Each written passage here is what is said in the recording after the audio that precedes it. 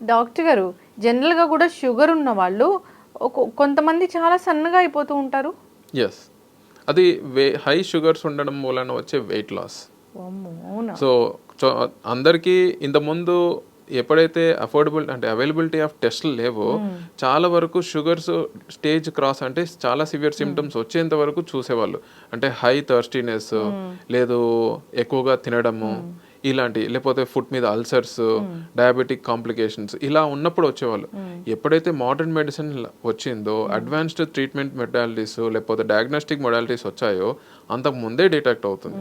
ఇప్పుడు అలాంటి classical symptoms చూడకుండా నేను వెయిట్ లాస్ అవుతున్నాను విత్ నో రీజన్ అని చెప్పేసి అనుకున్న వాళ్ళకి కూడా షుగర్స్ చూస్తే ఎక్కువగా అవుతుంది.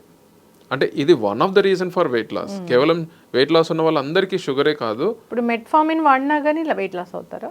వెయిట్ లాస్ ఉంటారు కానీ 20-30 kgs కాదు, 3-4 kgs ఉంటాయి. అంతేకాని మోంజారో యూజ్ చేసినట్టు 20 kgs అట్లాంటి వెయిట్ లాసులు రావు. కొలెస్ట్రాల్